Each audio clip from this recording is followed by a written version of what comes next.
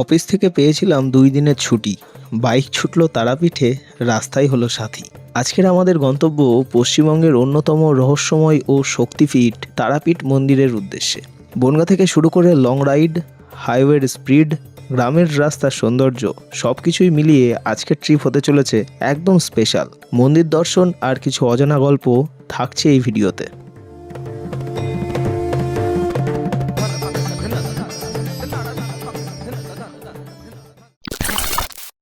Good morning from Tarapith. কালকে আমরা বেরিয়েছিলাম এবং সকালে এসে আমরা পৌঁছেছি এবং এখন যাচ্ছি আমরা তারা মায়ের পুজো দিতে। তো সকাল সকাল ফ্রেশ হয়ে বেরিয়ে গেছি। আমি পরে হোটেলের লোকেশানটা দিয়ে দিচ্ছি। আপাতত ঘড়ির কাঁটায় এখন 7:30 বাজে। তাড়াতাড়ি গিয়ে পুজোর লাইনটা দিতে হবে। আগে যাই মন্দিরে, তারপর কথা বলছি। জুতো রাখার জায়গা আছে, তবু এই যে এত ভক্তি, মানে অতি ভক্তি চোরের লক্ষণ যারে বলে। ও মন্দিরে যাচ্ছে খালি পায়ে। এই সামনে হচ্ছে তারামা সরণি এবং এর পেছন দিক দিয়ে, মানে এর উল্টো দিক দিয়ে এর উল্টো দিক দিয়ে যে গলিটা চলে গেল, ওই গলির মধ্যে আমাদের হোটেল। একটু গেলেই আর কি, মানে 1 মিনিট ম্যাক্সিমাম হাঁটলেই। আমি সব ডিটেলস দিয়ে দিচ্ছি মন্দিরের। আগে আমি সব ডিটেলস দিয়ে দিচ্ছি হোটেলের। আপাতত পুজোটা দিই।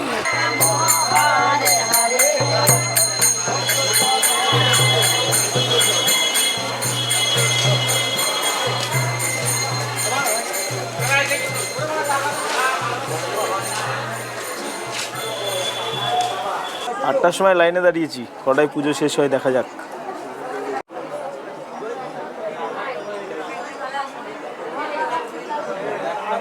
One eternity later. 7:50 লাইন দিয়েছিলাম আর এখন বাজে 9:30। মোটামুটি 1.5 ঘন্টা কেটে গেছে। এখনও 50%ও লাইন এগোয়নি, দেখা যাক।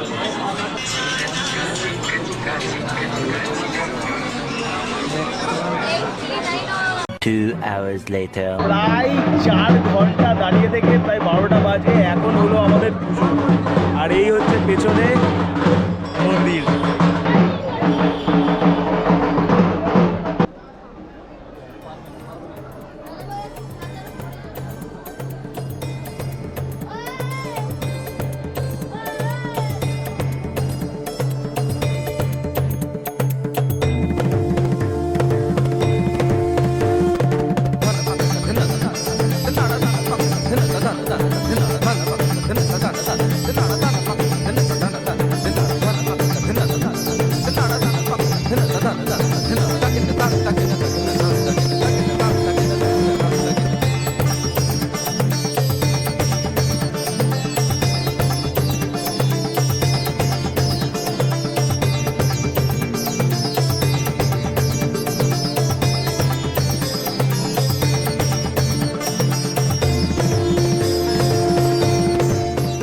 সকালবেলায় পুজো দিয়ে এসে হালকা ব্রেকফাস্ট করে, মানে চোখটা এত লেগে এসেছিলো, একটা ফাটাফাটি ঘুম দিয়ে নিয়েছি। এখন ঘড়ির কাঁটায় বাজে প্রায় 2:40, আর এখন যাচ্ছি আমরা লাঞ্চ করতে।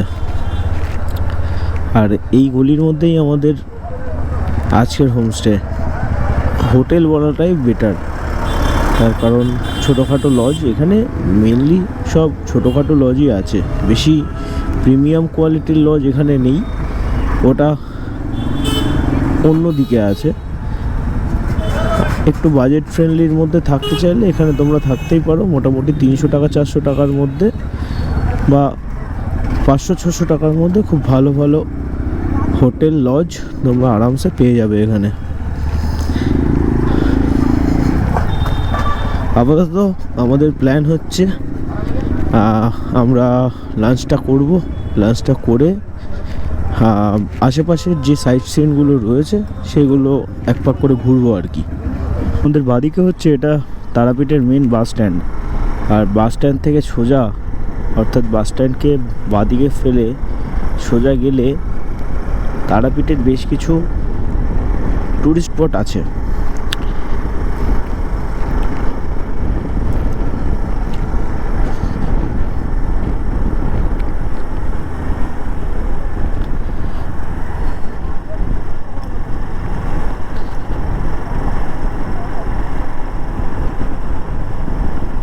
ঠিক এতগুলো, নন্দিকেশ্বর, কালেশ্বর, অনেকগুলো জায়গা এখানে আছে, কিন্তু প্রায় সেটা 24 কিলোমিটার, কোনোটা 26 কিলোমিটার, এতটা ডিস্টেন্সে।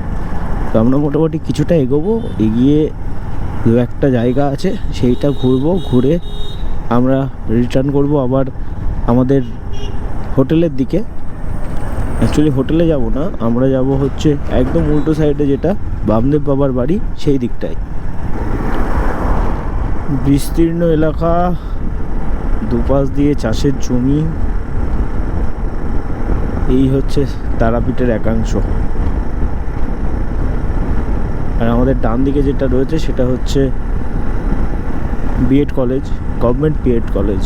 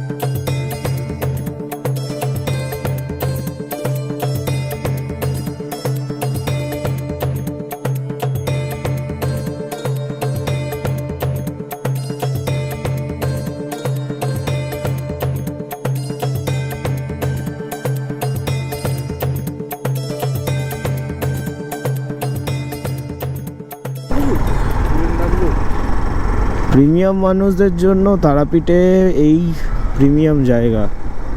এখানটাই মোটামুটি মানে বামদেব বাবার বাড়ির দিকে যেতে যতগুলো অ্যাপার্টমেন্ট, হোটেল আছে, ছোটোখাটো না, সব প্রিমিয়াম সাইজের এবং প্রিমিয়াম টাইপের টাকা।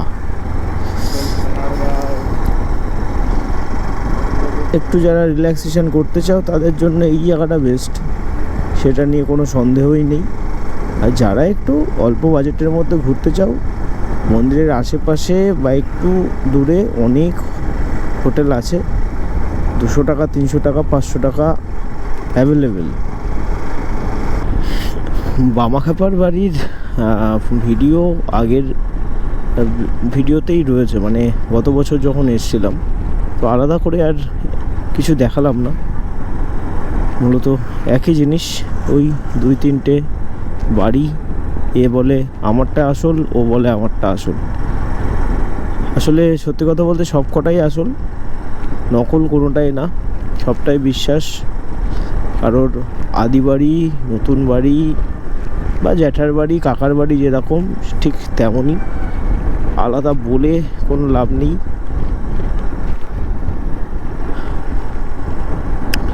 আচ্ছা, তোমাকে একটা সকালের গল্পটা একটু শর্ট করে বলে দিই, কারণ ভিডিও বেশি বড় করে কোনো লাভ নেই। অল্প ছোট ভিডিও হবে, তোমরা ওতে ইন্টারেস্ট পাবে, ওটাই বেটার। যেটুকু ইনফরমেশান দেওয়ার জন্য ভিডিওটা করা সেটাই করছি, কারণ ঘুরে দেখানোর মতন আর এক্সট্রা করে কিছু নেই যে ঘুরে দেখাবো। তো বিষয়টা হচ্ছে, সকালবেলায় আমরা এসে রুম নিয়ে ফ্রেশ হয়ে মন্দিরে গেছিলাম পুজো দিতে। আর অন্যবারের তুলনায় এবার আমরা গেছিলাম জেনারেল লাইনে। 7:50 আমরা লাইনে দাঁড়াই এবং আমাদের পুজো হয় প্রায় 11টার সময়। মানে বুঝতে পারছো কতক্ষণ, 7টা, 8টা, 9টা, 10টা, 11টা। তো যাই হোক, ভালোই পুজো হয়, খারাপ বলবো না। তবে ওই প্রত্যেকবারের মতনই একটা কথাই বলতে বারবার ইচ্ছা হয়, শ্রদ্ধা ভক্তির থেকে ব্যবসাটা প্রধান, বিশেষ করে এই তারাপীঠে। মায়ের শক্তি তো নিশ্চয়ই আছে, কিন্তু এই অশুভ শক্তিগুলোকে নষ্ট করার মতন শক্তি তার নেই। কারণ যারা এটা করে খাচ্ছে এবং দিন শেষে জায়গাটার নাম খারাপ করছে, তো এটা সত্যি খুব প্যাথেটিক একটা বিষয়। মানে আমার দেখা, আমার ওয়েস্ট বেঙ্গলের মধ্যে এতগুলো তীর্থযাত্রা, এত তীর্থস্থান, এত কিছু আছে, সব থেকে বেশি যদি সমস্যার সৃষ্টি করে সেটা হচ্ছে তারাপীঠ মন্দির কমিটি। 1000 টাকা 500 টাকার লাইন, ঠিক আছে, ভিআইপি হতেই পারে, তারা এক্সট্রা বেনিফিট নেবে, খুব ভালো কথা, আমি বারণ করব না। যদিও মা তারা সবার জন্যই সমান, কিন্তু একটা জিনিস মানতেই হবে, জেনারেল লাইনটাও একটা লাইন। তাদেরকে দীর্ঘক্ষণ দাঁড় করিয়ে রেখে এই যে মানে ব্যবসা, এটা সত্যিই দুঃখজনক। আর সত্যি কথা বলতে আগেকার মতন আর তারাপীঠে ভিড় হয় না, মানে এই সবের কারণেই হয় না। এখন মনে হচ্ছে 4-5 ঘন্টা ধরে লাইন কেন দাঁড়িয়ে থাকছে, তার মানে অনেক ভিড়। অ্যাকচুয়ালি না, এর মূল কারণ হচ্ছে সিস্টেমের অভাব। ঠিক করে মন্দিরে প্রবেশই করাচ্ছে না, ওই জন্যেই দাঁড়িয়ে থাকছে সবাই, এছাড়া আর কোনো কারণ নেই। আমি গতবার যখন এসেছিলাম, গত বছর ফেব্রুয়ারি মাসে যখন এসেছিলাম, তার 20% লোক এখন রয়েছে। এদিকে আজকে অমাবস্যা। তো সমস্যা এটাই যে বিশেষ করে হিন্দু ধর্মীয় যতগুলো স্থান রয়েছে সেখানে ব্যবসার পরিমাণটা একটু বেড়ে যায়, এটাই হচ্ছে মূল সমস্যা।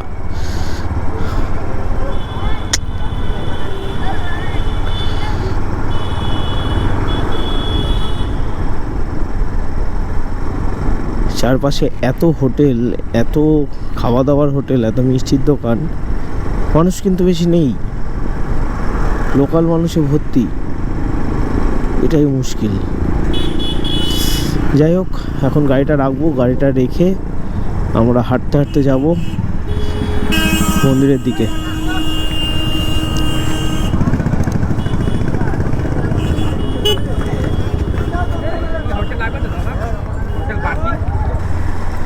আর এই হচ্ছে ভারত সেবাশ্রম। আর আমাদের এই ভারত সেবাশ্রম পার করেই বাঁদিকে হচ্ছে আমাদের হোটেল। পার ডে 500 টাকা নিচ্ছে দুজনের জন্য, 3 জনা থাকলেও তাই নিত।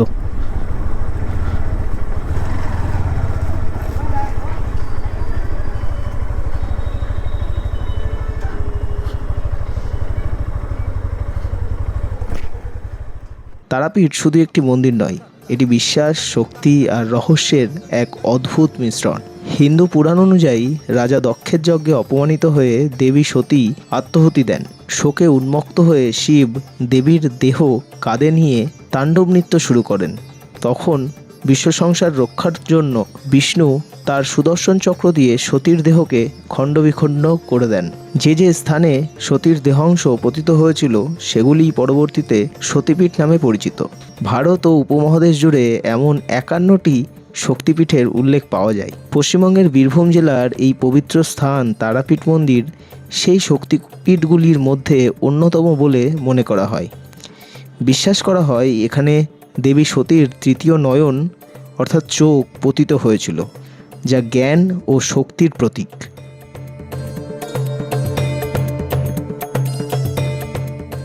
তারাপীঠের সবচেয়ে রহস্যময় দিক হলো তার মহাশ্মশান। এখানে রাতের অন্ধকারে এখনও তন্ত্র সাধনা হয় বলে মনে করা হয়। বিশেষ করে বামাখ্যাপা এই জায়গাতেই সাধনা করে সিদ্ধিলাভ করেছিলেন। লোককথায় আছে তিনি নাকি মায়ের সাথে সরাসরি কথা বলতেন। যেহেতু আমাদের সময় ছিল হাতে একদিন, ওই কারণেই আর বেশি বাজেট বাড়িয়ে বড়সড় হোটেল বা লজে থাকিনি। বাজেট ফ্রেন্ডলি একটি লজে, যেখানে মাথাপিছু আমাদের পড়েছিল 250 টাকা করে, এবং এটি ছিল আমাদের মন্দিরের খুব কাছেই। ওই জন্যেই যাদের খুব বাজেট ফ্রেন্ডলি দরকার তারাপীঠ ভ্রমণ, আরামসে এই সব জায়গায় তোমরা থাকতেই পারো। তো যাই হোক, ভিডিওটি আর বড় করব না। তো ভিডিওটা কেমন লাগলো অবশ্যই জানিও, এবং ভালো লাগলে একটা লাইক করে দিও, এবং চ্যানেলে নতুন হলে অবশ্যই সাবস্ক্রাইব করে বেল আইকনটা প্রেস করে রেখো। আর তারাপীঠ নিয়ে আরও বিস্তারিত ভিডিও দেখতে হলে আমাদের চ্যানেলের আগেই পোস্ট করা আছে তারাপীঠ নিয়ে বিস্তারিত ভিডিও, সেখানে তোমরা দেখে নিতে পারবে। আমি পিন কমেন্টে লিঙ্ক দিয়ে রাখলাম। তো দেখা হচ্ছে খুব তাড়াতাড়ি নতুন একটি ভিডিওতে। তো ততক্ষণে keep your expectation low and dream big. Stay with passion with Shaun.